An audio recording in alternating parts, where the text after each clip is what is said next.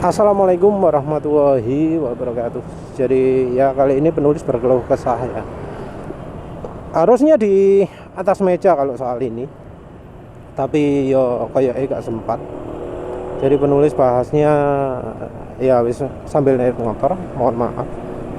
Kali ini bahas soal daya tahan alat elektronika untuk network, untuk jaringan ya. Jadi ya penulis sudah cukup banyak pengalaman menggunakan berbagai macam alat network. Ya ada yang murah, ada yang mahal, ada yang merek terkenal, ada yang merek gak terkenal. Jadi rupanya ya yang namanya alat network itu butuh sekali pendinginan yang baik. Jadi ngomong ruangan ber-AC itu yang dimaksud bukan hanya ada AC di dalam ruangan tersebut, tapi alat-alat tersebut harus kena hembusan AC ya, harus kena hembusan anginnya AC. Ini ya faktor penting yang enggak entah mengapa enggak diperhitungkan, baik yang menggunakan alatnya maupun yang bikin alatnya. Dari pabrik dan konsumen sama-sama enggak memikirkan hal itu. Dan penulis sering sekali menjumpai ya masalah reliabilitas ini terjadi karena alatnya overheat. Padahal ya dalam penggunaan alat ini sering kali dinyalakan 24 jam, nyala terus nggak pernah mati. Jadi 1 tahun penuh nyala terus gitu ya. Dan ini bikin alatnya malah jadi nggak bisa bertahan lama. Padahal penulis sudah coba macam-macam merek ya.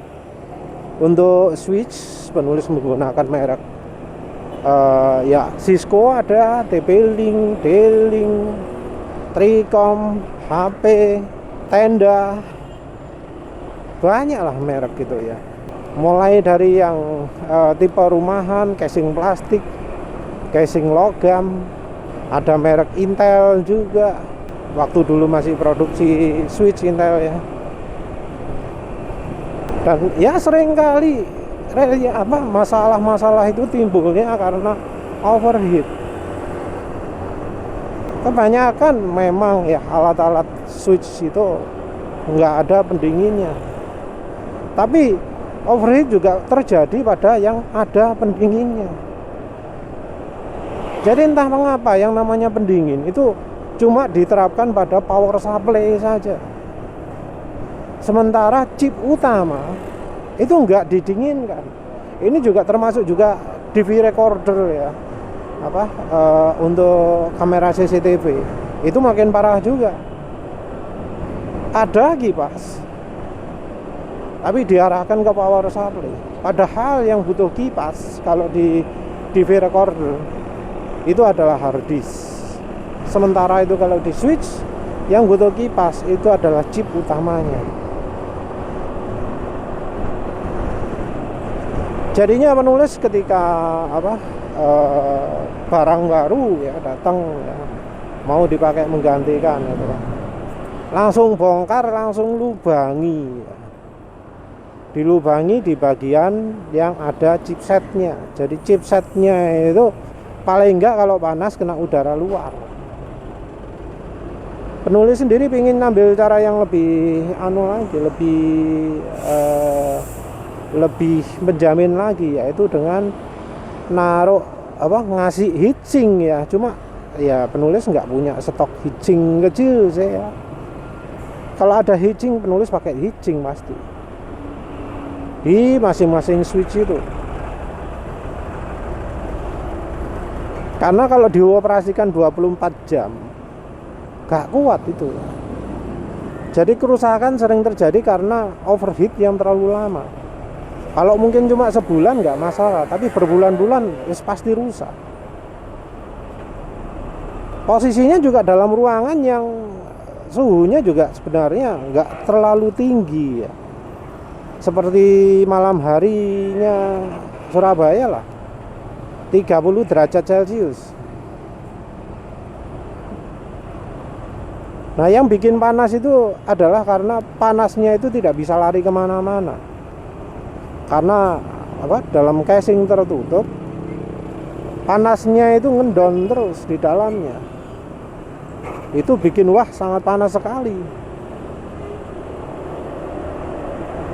Kalau yang di rumahnya nggak ada switch, mungkin ada access point.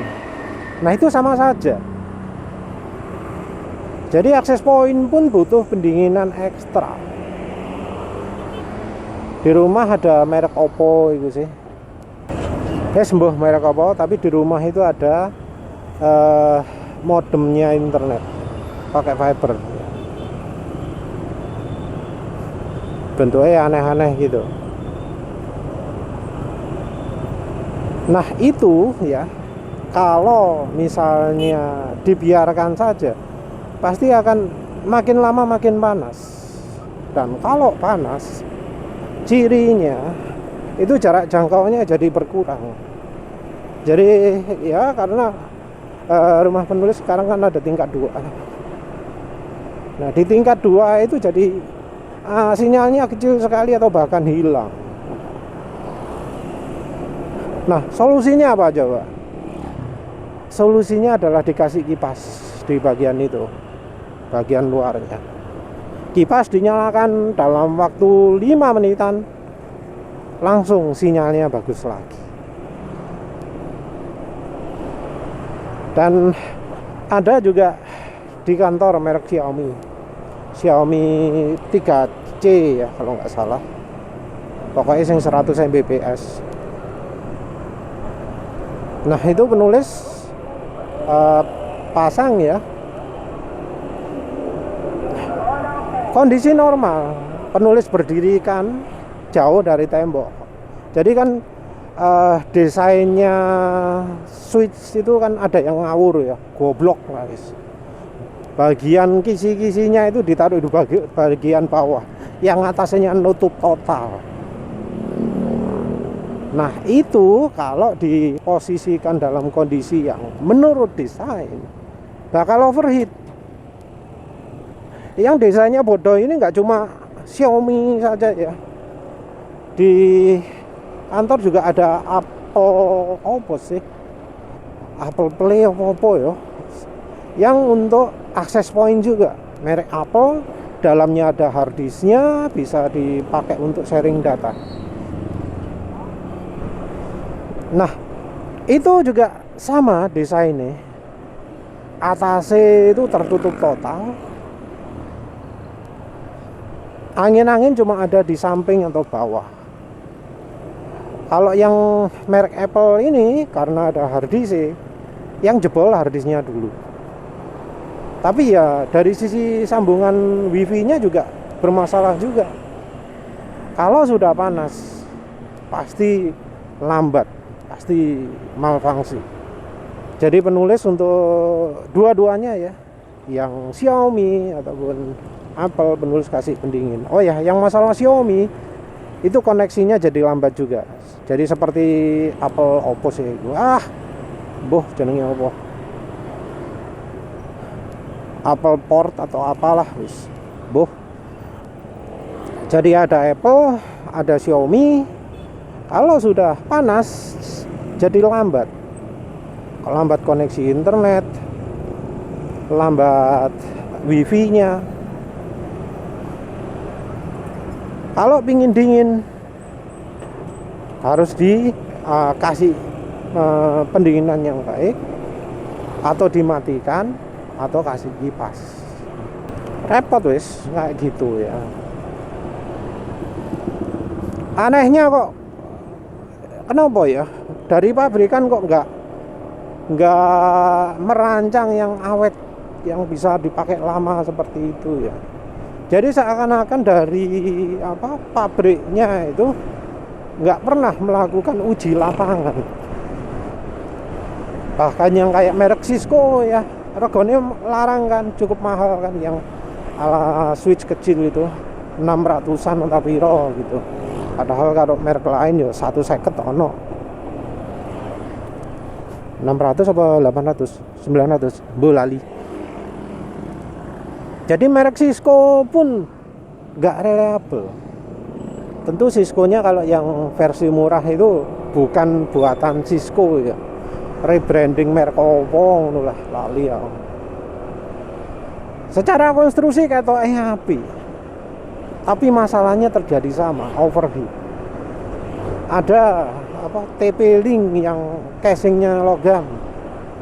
Ono kipase karena 16 speed 1 GB. Tapi kipasnya hanya untuk power supply. Padahal masalah utama adalah pada chipnya. Dan posisi pendinginan pun kewemplu gitu loh. Nggak memperhatikan airflow sama sekali. Lubangnya wakeh nandindi, tapi bagian yang mudah overheat nggak kena airflow-nya. Wes jangankan gitulah, jangankan barang yang murah, ada alat produksi regone miliaran rupiah, made in Italy, alat canggih banget, serba otomatis, tapi harddisknya setahun sekali rusak. Kenapa? Karena di bagian harddisk itu nggak ada pendinginan nih. Mbah ya apa ya cara desainnya, harddisknya itu disengitno nyelempit banget. Jadi padahal ruangannya itu dingin, suhu 20 derajat. Ono air conditioner, ono power conditioner sing regane termasuk puluhan juta. Jadi rusak, jadi berhenti beroperasi hanya karena harddisknya gak dikai kipas. Kipasnya ada pendinginan pun tidak optimal, tidak diarahkan yang bisa benar-benar membantu pendinginan bagian-bagian yang penting. Penulis juga sebelumnya pernah ngomong ada komputer industrial impor dari mbuh mendi, harganya 36 juta, padahal secara spesifikasi ya ecek-ecek.